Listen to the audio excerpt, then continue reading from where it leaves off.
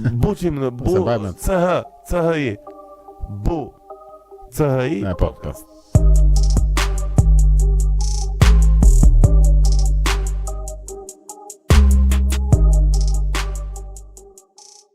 Qa bëhet? I vure në gjumë?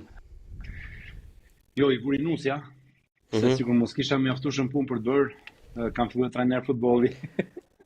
Buri dhe ti sikur nuk e di, sikur do të vdesësh e olla, nuk e marrin vesh njerëzit. Si ka mundësi që bën kaq shumë gjëra gjatë gjithë kohës? Në fakt sportin e kam kështu, e kam si baraspes. Edhe sot isha jashtë mase i lot, dosha duket nga syt, kam një 2 tendera në punë që do të dorëzoj. Fëmijët bëjnë vetëm, unë jam të prit fëmijë të tretë, që nusja se shumë e fuqishme, kështu që më ka ra shumë detyra. Normalisht. Edhe ika marrë te futbolli. Faleminderit. O kemi filluar ne? Po kemi filluar që Po, kemi, shkojmë futboll tani dhe unë ndjeva si do që jam i lodh, jam gjithë energji tani që bëjmë të bisedë bashkë. Faleminderit shumë për kohën. Po sa kohë ke që bën këtë pjesën e trajnimit ose trajnerit? 1 muaj me të drejtën, 1 muaj. Po nga të erdhi ideja Brito? Po është një ekip të kur luan djali im, edhe kanë nevojë për trajner, është një klub shumë i bukur, siç ka qenë Tirana një kohë, ka pas Ali Demi, ka qenë për atë zonën andej, Stadium Dinamo për këtë zonën nga ajo zonë, kurse tani Shqipëri nuk e di si luhet, por këtu është ende kështu dhe është një klub që është mes qytetit, këtej ku banojmë ne, që është shumë i mirë, dhe kishin nevojë 15 deri në 17 vjeçarët për trajner. E diti po e shoh si eksperiencë, po e shoh si diçka që mund të mësohem me këtë moshë, sepse nesër do jenë dhe fëmijët e mi në atë moshë, edhe është mirë me pas çik eksperiencë. Po është e thjesht? Jo, s'është e thjesht fare, po kam 2 ato trajnerët kryesorë, që më thënë janë shumë mirë, të mërkurat po i marr unë përsipër, edhe gjë e bukur, balancë e bukur me lodhjen mendore. Qa, deri tani me që pas ke 1 muaj, është trial phase, okay, mund të themi disa gjëra. Qa të duken gjërat më të vështira? Gjëja më e vështirë kur duhet ai dialekti, sepse unë flas ende gjermanishtën e lartë, si më thënë që kam mësuar në Gjermani, këtu flasin komplet këtë slangun që është Swiss German. Edhe sot ai merri drejtoi ti, unë që unë ai thash po flasim gjermanisht të lartë, ja shumë sjellshëm. Ja shumë po flasim gjermanisht. Fins. Po këto që i thënë. Po bukur fort. Po si po shkon gjërat nga familja, nga gjërat personale, çdo gjë në rregull? Për mrekulli, faleminderit Zotit, çdo gjë për mrekulli. Po si është që më bëhet qef njëre para fare, po ç'a thotë emigrimi?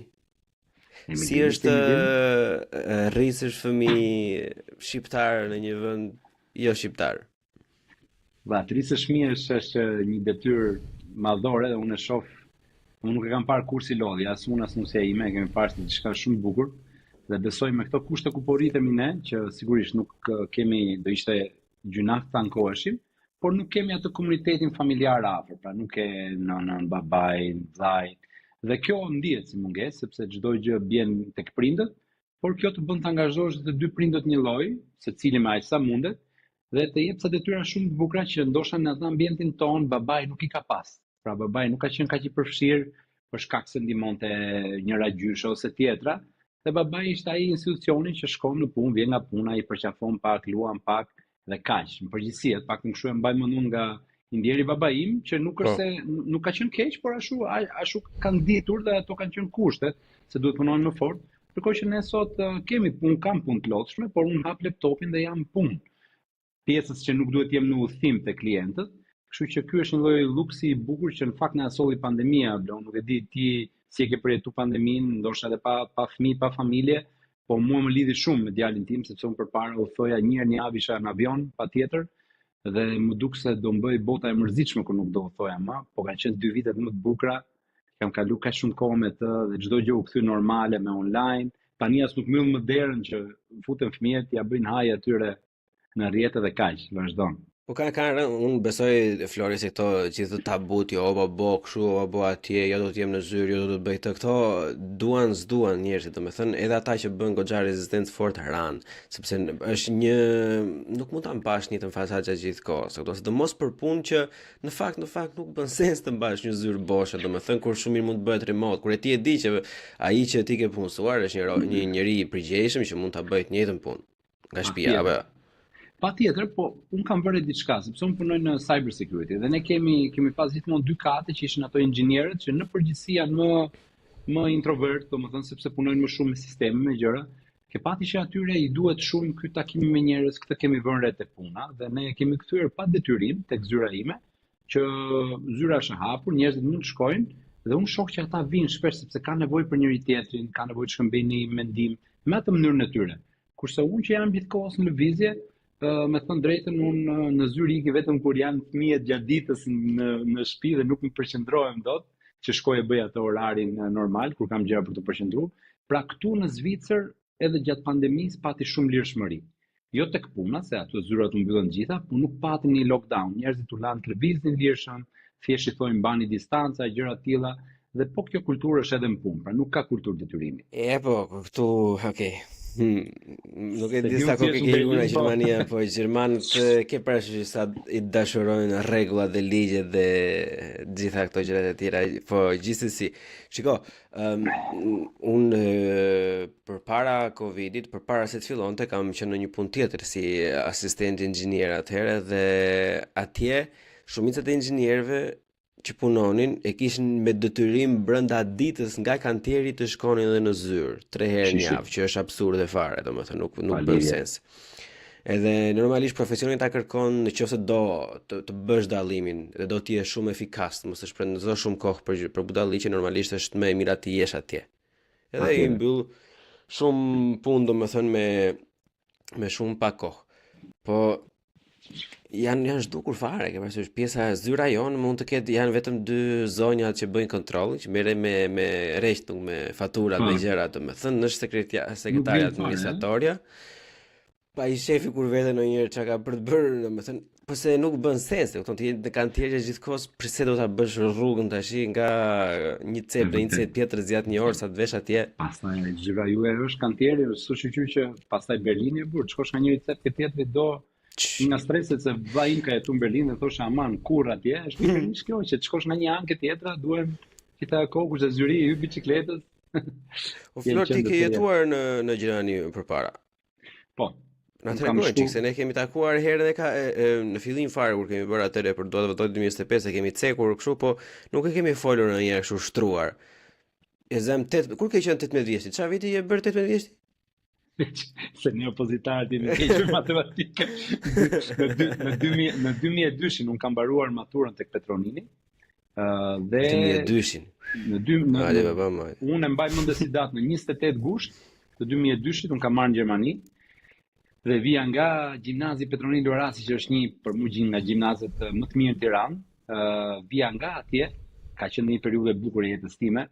Vi në Münster. Münster qytet i mrekullueshëm studentor në Nordrhein-Westfalen, por ishte qytet studentor dhe në gusht ishte pushim.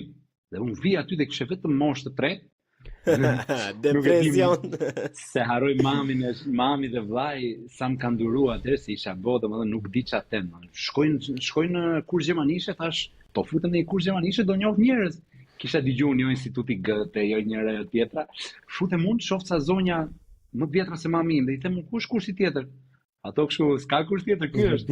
Thashë si ky? Sa ishte një kurs që e kishte gjetë vllai, ofroi nga kisha, ishte shumë i lirë, por ishte i vetmi që njihej nga ambasada përveç institutit Goethe që ishte 3000 euro. Dhe unë e gjej veten nga Petronini, e gjej veten aty me këto zonja që ishin shumë të sjellshme, por pata një lloj shoku kulturor.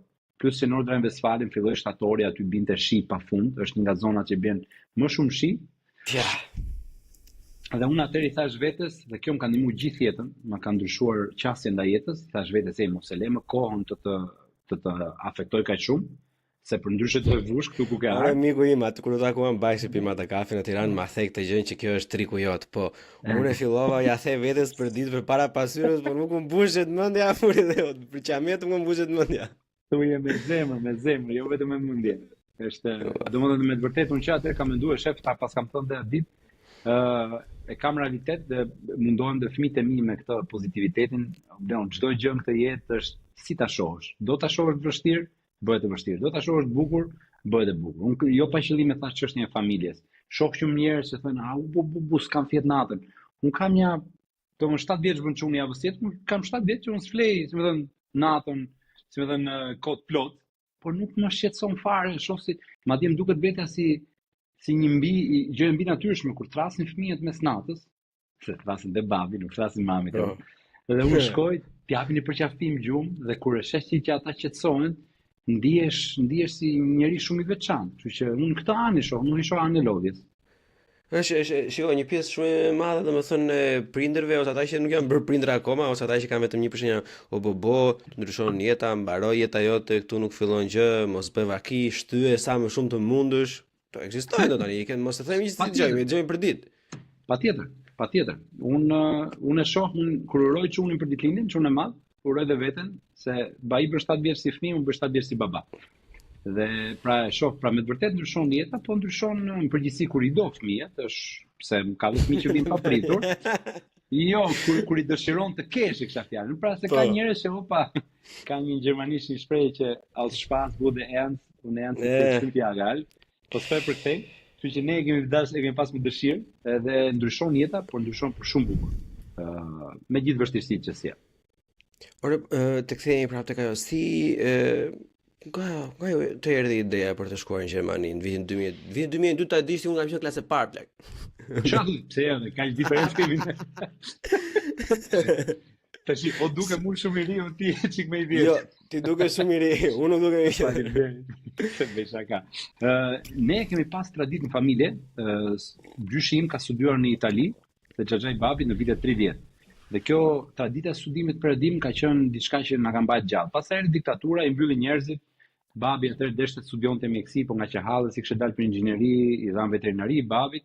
Dhe pra ishte kjo u thye ai cikli i studiuarit në perëndim. Dhe ti e di, Gjermania, kush kishte televizor Grundig atëherë në shtëpi, ishte gjë e madhe, sepse gjithmonë ka ndetur për cilësi.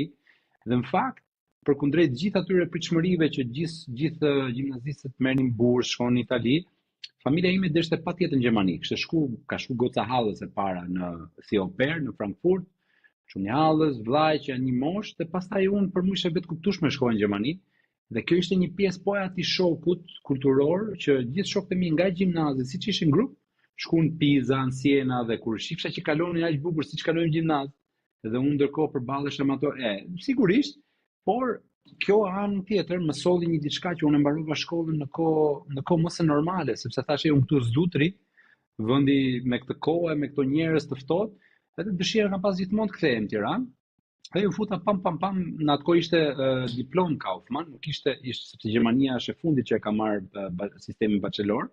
Na thuaj çka ke studiuar kështu, edhe ta përkthejmë çik në shqip. Ta përshtasim se nuk e di nëse ka përkthim eksakt. Përshtasim me kënaqësi, po. Unë kam studiuar, unë fakt shkova për studien kolegun e ke kati ose ke ka? Po. Unë kam qenë viti i fundit studien koleg, po. Shi. Mas me e shpëtuan ata. Studien kolegu për ata që na dëgjojnë ishte si një lloj përsëritje mature, sepse nuk njihej matura shqiptare.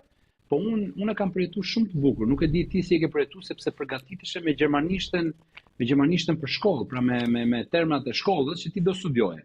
Unë shkova mbas gjimnazit, bëra 9 muaj kurs, nuk dija fare gjermanisht. Mësova mjaftueshëm që të merrja atë provimin e pranimit në Münster. U pranova në studien koleg Münster, që ishte një nga më të bukurit, me thënë drejtën. Dhe në fakt nuk është se kishte gjithë anë studien koleg, vetëm në disa qytete, më që vllai im jetonte në Münster dhe unë aty isha. U futa për mjeksi, sepse babi ndjer ka dashur unë bëhe mjek, po unë se kisha fare pasion. Unë edhe kur shoh, unë po pash një skenë që prehet shumë me gjak me gjëra, fik televizorin. Jo më t'i bëri plus daja im është një nga mjekët më të mirë në Shqipëri dhe më ka thënë aman, larg mjeksi, sepse s'do kesh jetë për vetë, duke më darë si miq. Dhe unë fillova e bëra ca muj mjeksin dhe i thash bab të lutem, unë nuk dua të ri këtu 10 vite shkollë dhe pastaj filloj të punoj, unë kisha dëshirë të kthehem në Shqipëri. Kështu që zgjodha ekonomikun, deg menaxhim biznesi dhe ju futa në Fachhochschule Bielefeld, shkova atje sepse vllai im e kishte tentuar Universitetin e Münster, që ishte i treti më i mirë në Gjermani për këtë degën e ekonomikut. Po nganjëherë njeriu duhet i shohë nga vjen, kush është, sa i përgatitur është dhe çfarë kushtesh kanë ato të tjerë. Pra me të vërtetë është universiteti më i mirë i Gjermanisë. Po kam unë interes të vi 7 vjet të ropatem në këtë universitet dhe t'i bëhem bar familjes së vetes, apo dua të bëj një shkollë shumë të mirë që më përgatit dhe gjasat janë më të mira për ta marrë, dhe kishte diçka. Münsteri ishte, ne kemi pas kohën e vizave, këtë nuk e dija ke kapti, po ne nëse në një provim për shembull ngjelnim 2 herë, ne na digjej viza e studimit, pra duhet të ktheheshe komplet Shqipëri të filloj, pra bara në kokën e një të riu ishte që prindët po sakrifikojnë nga vetja, po na mbajnë ne këtu me para. Tani, po humba këtë është përveç turpit kundrejt prindit apo asaj ndërgjegjes, është edhe kjo çështja e vizës. Kështu që vllai më ishte kaluar këto sfida dhe një student atëherë një komsie huaj i thotë, fahoshulja është shumë më praktike. Pra për ne huaj që ndoshta nuk jemi kaq të rrjedhshëm me gjuhën e njërin tjetrën, është shumë më praktike dhe unë e shoh tani në Zvicër këtu preferohen më shumë për të marrë në punë njerëz që dalin nga fahoshule sesa nga universiteti. Mos nga privati. Privati gjithmonë që praktikisht pikë, shkollat e që larta. praktikisht është universitet që ta përkthejmë, universitet është ajo universiteti tipik dhe shkollë e lartë, pra universitet i shkencave praktike quhet ky. Ne profesorët tanë ishin gjithë kishin nga 20 vite eksperiencë në firma të ndryshme, mos them që disa nga ta dhe punonin, pra çdo shembull që ne merrnin në çdo dek të universitetit ishte me shembull praktik se si zgjidhen gjërat në biznes. Pra unë kur dola të nesër në biznes, mund bëja shumë gjëra se ç'dini një që kam mësuar vetëm teori dhe e mbarova atë diplom Kaufman. Sa ta zjas. Zgjatë sa duash. Jo, unë dua të shtoja me këtë pjesën. Unë të kuptoj jashtëzakonisht shumë mirë, domethënë, sepse unë në fakt e kam bërë një gabim, duke u nisur pak nga padituria dhe egoja personale, domethënë që unë jam në TU Berlin, një universitet më të mëdha, më të mira, top 5 apo top 10 për ndërtime të tjera au.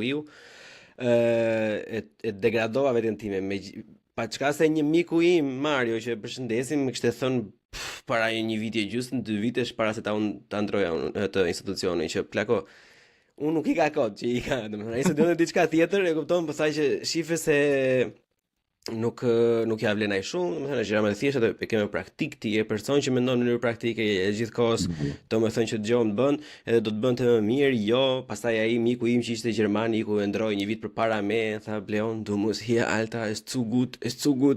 Edhe pastaj sa më mbush mendja mua kishte rënë Covidi, kur ra Covidi pastaj mbaj mend se sot kam ngelur kinematikën plak. E disa depresion kam bërë, do kam ngel kinematikën për herë të dytë. Edhe aty vendosa të ndroj shkollën pastaj. Po edhe këto probleme me vizën i kemi kaluar, domethënë se unë mbas ndrova shkollën, pastaj më nxi jeta, më dha 2 vite ekspuls, se ndrova institucion. Edhe pse degën nuk e ndrova degën, e kupton? Edhe të gjitha ato që kisha bërë i mora me vete. E kupton? Vetëm një nuk njeh, një ca lëndë budalliqe. Tu desh kthehesh në Shqipëri të vije prap? Jo, unë në Shqipëri nuk thesh, e thash, unë e kisha bërë be me atë lartë, me thënë që këta, në qoftë se mua s'më lënë të mbaroj shkollën e të bëm inxhinier, unë do iki do shes kokainë, për të thyer nuk them, e kupton?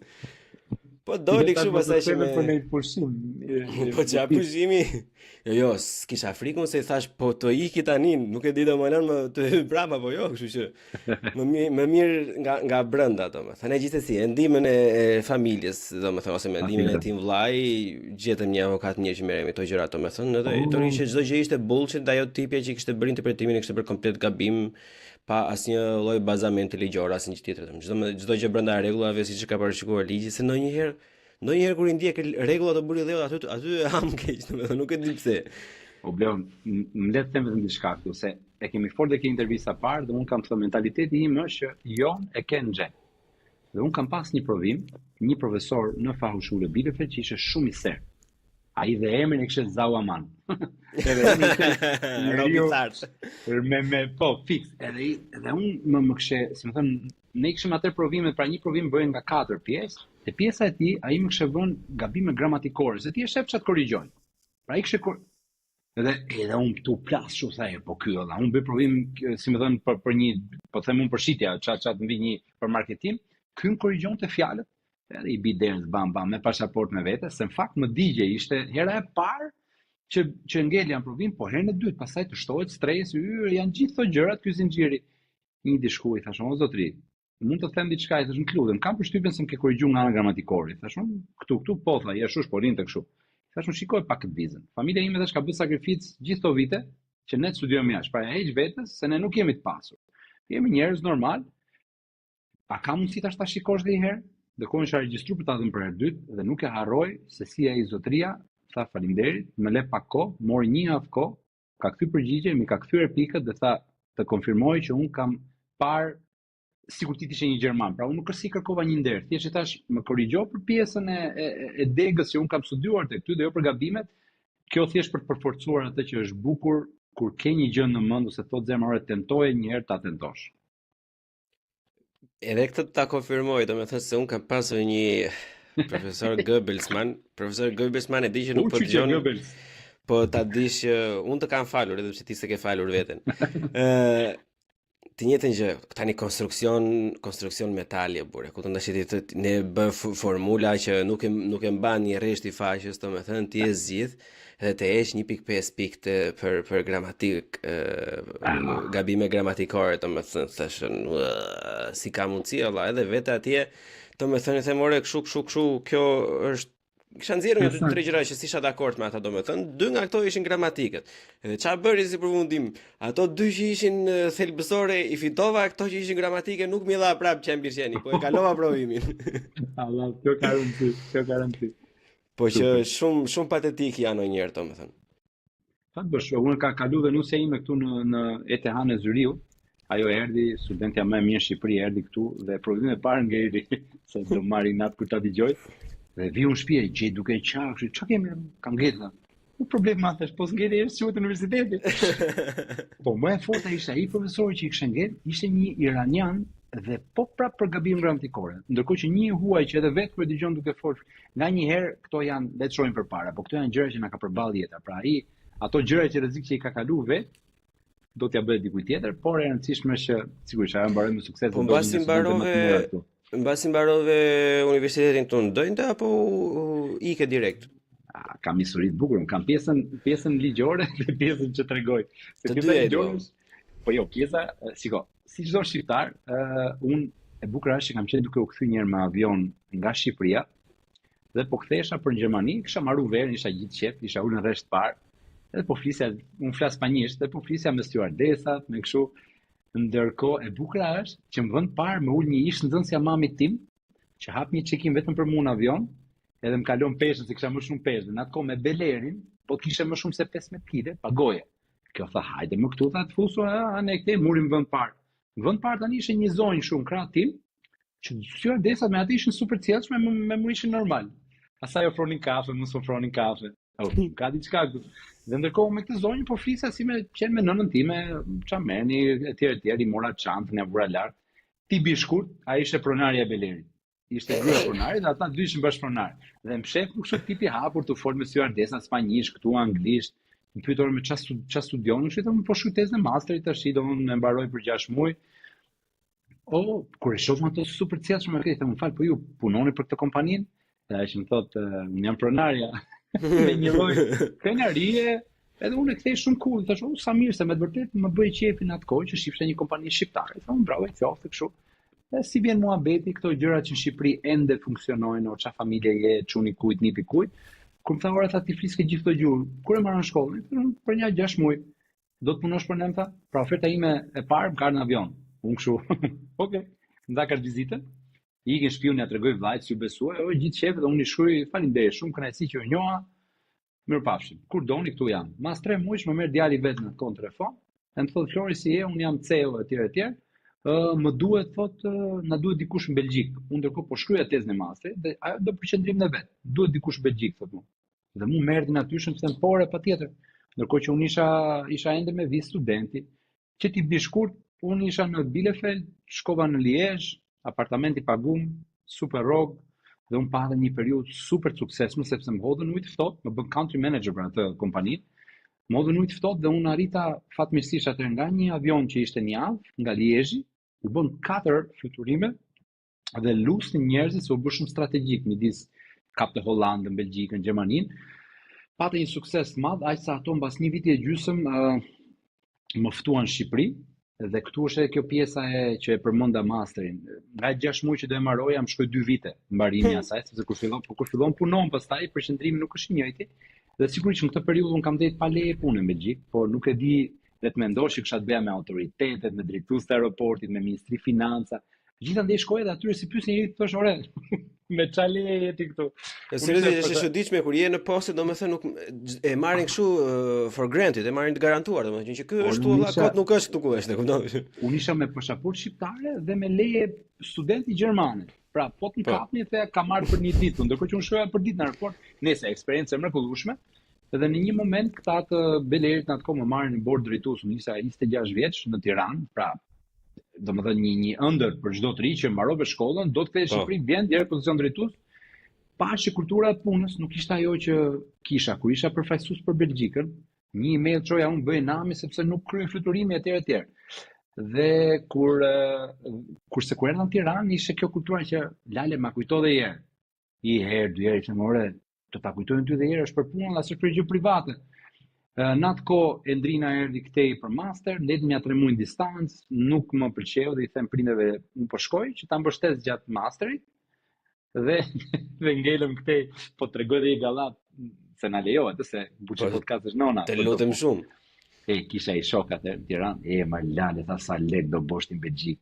Qa thume të shumë leke? Po, në aeroporta do bësh lek ti. Ky punot në aeroport Tiranës, po më të shumë të bëj lek. Mos them që këtë çuni a ditë sa unë dam bashk, që i trupi mod dhe takum Tiranë. Viu në Belgjik, la i thaj rroga, kur edhe i drequ, i the, kja të lekët. Prit se të mëso punë. Prapë, vetëm rroga. I them i dido, daku, la i thaj rroga, dhe s'jeke për këtë punë di.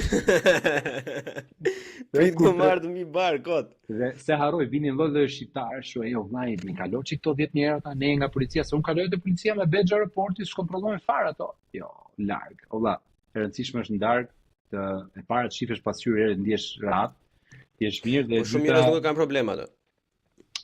Puna tyre, problemi tyre. Unë jam i lumtur me këtë që jam. Më mirë me një rrogë, po e di që e mbyll me qetësi.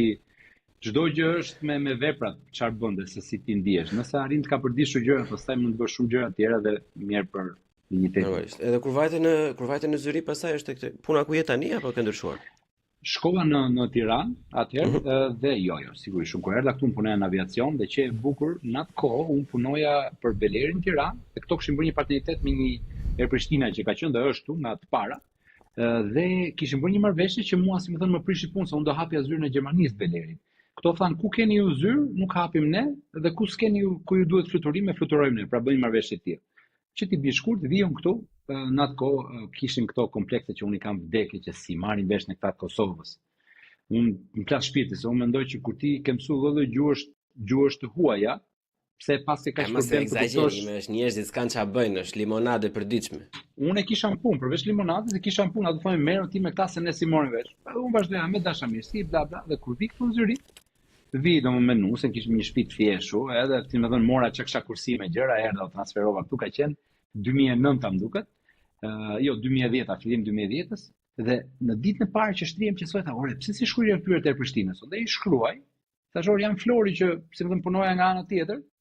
Këto super dashamirës dhe më thonë hajde, tash është e bukur, më thonë hajde flasim, në vend s'kemi thonë, po do ta sajojmë një vend për ty, se nuk i marrin vesh mirë ato të Shqipërisë. pra ajo që më thonë nëse do unë fatin që kisha dëshirë të merra vesh vezit nga të dy anët, ishte eksperiencë shumë e bukur, kam hap filial të këtyre në Vjenë, kam jetuar në Austri ca kohë, pra u rita në këtë fushë në aviacionit. Dhe thoja kjo nuk është se gjithmonë me synimin kur të kthehem në Shqipëri.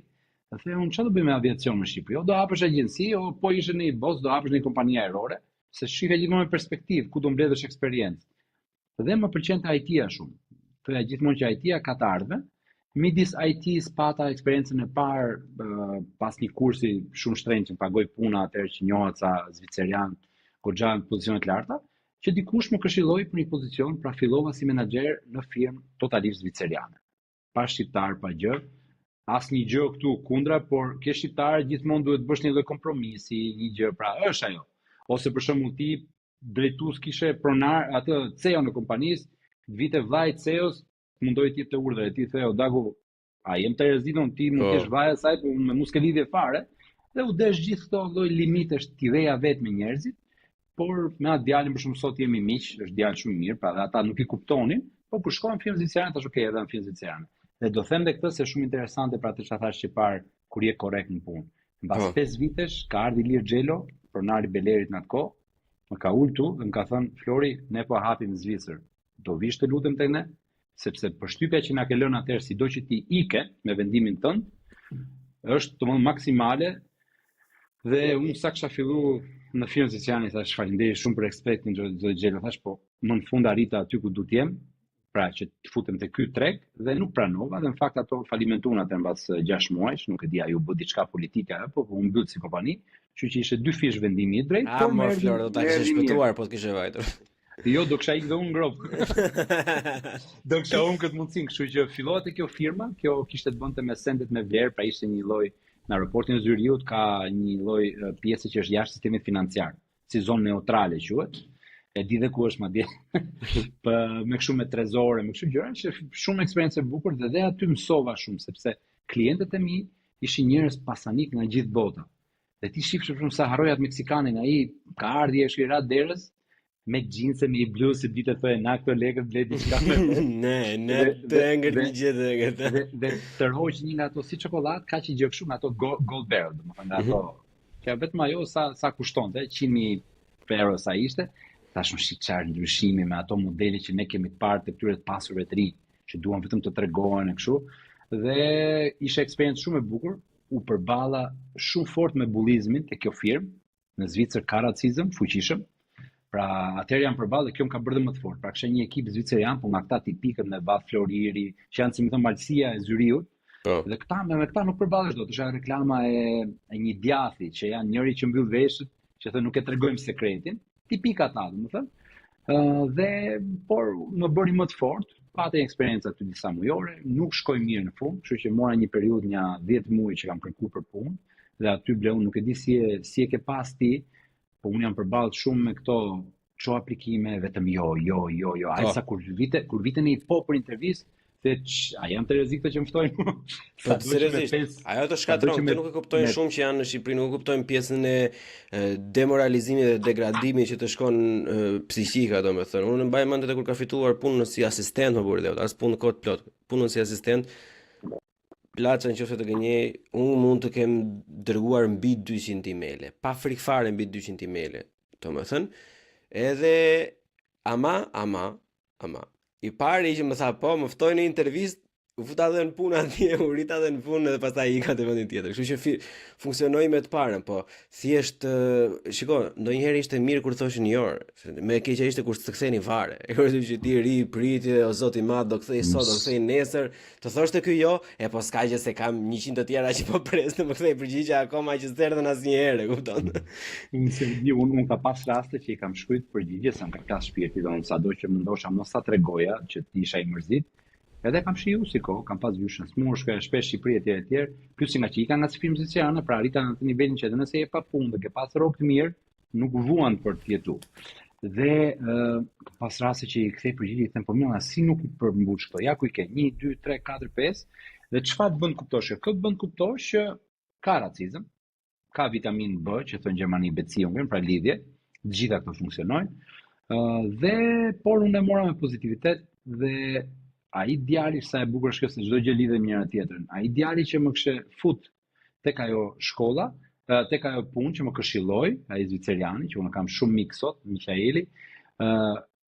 Kjo punë para se unë ta lija më çoi në një kurs menaxhimi shumë bukur ku unë njoha një vajzë që punon te firma ku unë isha deri para 2 vitesh dhe kur unë pash hapjen e vendit, i shkruajta direkt saj dhe e mira ishte që unë kisha mbajt lidhje, pra si shkoi lindja, dhe këto janë mësime, nuk i them kot. Pra, e para jeta, imagjino, unë ofertën time të parë për punë ka marrë në avion, duke bërë bisedë me dikë. Pra jeta ti sjell mundësit, duhet vetëm ti jesh vetvetja, ti jesh në atë moment, mos shtiresh ti askush sepse po shtire nuk të vjen, si më thënë ajo çfarë është shkruar për ty. Dhe kjo ka qenë shumë e bukur dhe me atë vajzën, unë kam si tip Leon, sa herë më kujtohet dikush i shkruaj orasie. Dhe kjo ishte gjë e bukur se mbas një viti që u hap ky vend pune, unë nuk pata nevojë të shtirem që si je bla bla bla, unë kisha fol me atë 2 muaj 3 muaj para. Më marrin punë, më marrin intervistë dhe më thonë që shiko, nuk ke eksperiencë IT-e, kështu që ne nga sales manager që je, do të çojmë në assistant sales consultant quhet atë. O zot, se ti the vetë asistent, po kur e ke arritur atë gradën, menaxher, thonë asistent, ti truni. Dhe i marri të more, faleminderit shumë, por që ma hiq këtë asistencë se shoh dot, se ishte edhe krenaria që arrita këtë moshë. Normalisht e burr tani ke punuar. Dhe ato thanë, shiko, ne duam të mbajmë, por nuk të çojmë dot direkt tek, si më thënë, tek klient, se nuk je në atë grad. Ka qenë viti më i bukur i jetës time, pra nuk kisha asnjë qëllim për të arritur, përveç se të mësoja sa më shumë Edhe brenda vitit parë arritja që u bëra, si më thënë, consultant, pastaj u bëra key account manager, pastaj u rrita VP dhe këtu erdhi kjo dashnia ime e madhe për këtë pjesën humanitare të botës, që ata e panë si potencial, kishin shumë klient, kishin UNICEF-in, WHO-n, kishin klient dhe e panë që trying to reconnect thot kjo, apo vetëm te unë. Çdo gjë është rregull, vazhdojmë. Ok, super.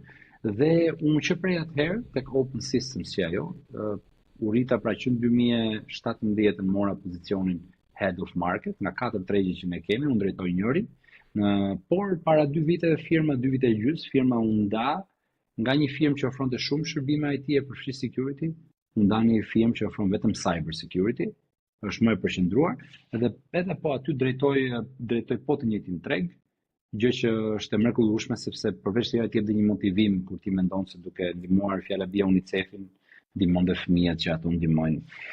Domethënë kjo është puna kështu e fiton Flori bukën e gojës, në thonjë sa domethënë ti drejton një treg cyber security. 4 tregjet. Ne kemi 4 tregje, Amerika, Kanada, UKI, edhe DACH që është Germany, Austria dhe Switzerland. Unë kam këtë UNNGO. Dhe jo vetëm që fitoj bukën, që jam super falenderues kësaj firme, po dhe me pjesën e diasporës që ne besoj do flasim, më ka dhënë mundësi fantastike që unë të lëviz, për shumë në Amerikë më duhet shkoj minimumi 2 herë në vit. Washington dhe në New York, në dhe në Baltimore kam klient.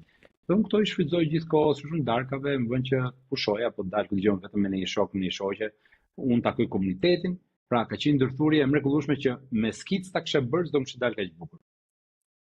Më bëhet shumë qefi dhe shumë suksesi të uroj, Flori. Do bëj ca pyetje të tjera që e kam vendosur t'ja bëj personave që do ftoj deri në qershor, të gjithëve domethënë.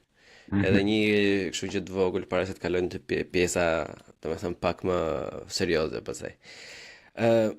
Flor, çfarë është e drejtë në këtë botë? Ka pyetje e bukur kjo. E drejtë, unë gjykoj se është ajo që ti gjithmonë sipas teje domethënë, si e dallon ti, si e zgjedh ti rrugën e drejtë?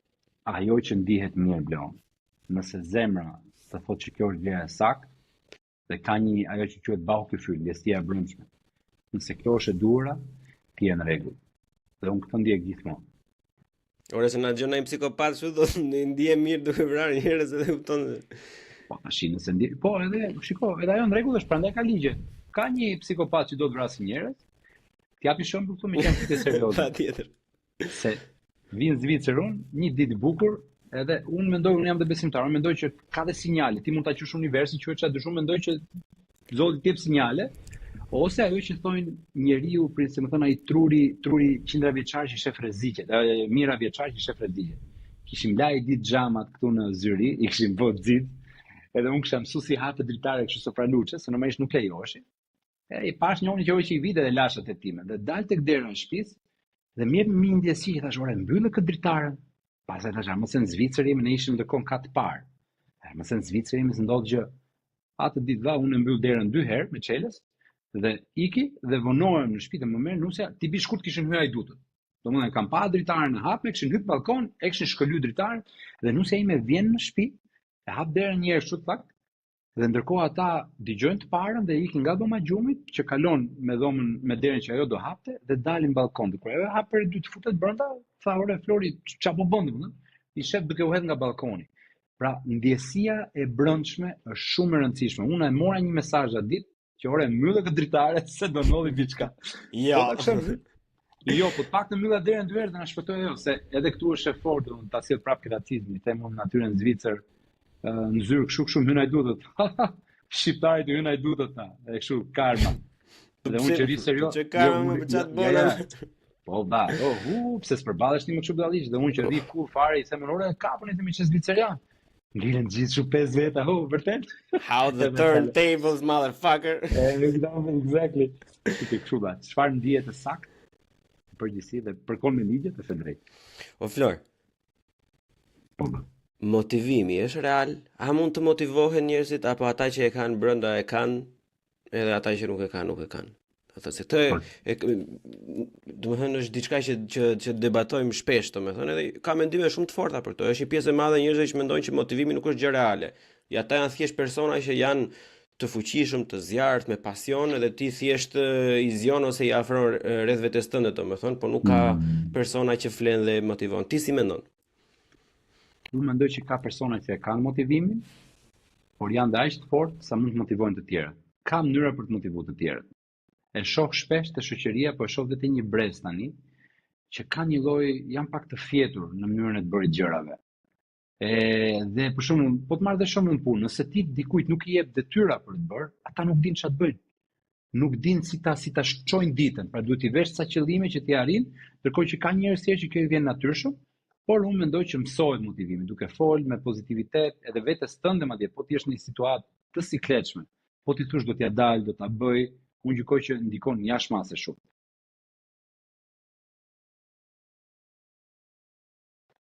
Të iku zëri. Po thosha përveç kësaj. Do thonë unë mendoj në fakt që motivimi është Si mendon real. ti, tash të ty si vjen? Jo, unë mendoj që motivimi është real, se motivimi në fakt është thjesht manipulim, se ne kemi diçka në mendje, domethënë që manipulimin e shohim gjatë gjithë kohës si negativ, që nuk është negativ, domethënë se ne manipulojmë çdo gjë, ne manipulojmë tokën për të mbjell grur, në vend që do mbinte një bar i egër, që si hyn puna drejqit, e ke parasysh? Që manipulimi është thjesht neutral. Është një manipulimi mirë, shpesh herë ose shpresoj unë të jetë i përfitueshëm për të dyja palët, domethënë, për të ndjekur një XY qëllim të caktuar dhe fakti që masa jashtëzakonisht shumë të mëdha janë ndezur nga një shkëndij vetëm, nga një shkrimtar i vetëm, nga një politikan i vetëm ose ku dëgjon, nga një luftëtar i vetëm, tregon në fakt që motivimi është real dhe funksionon.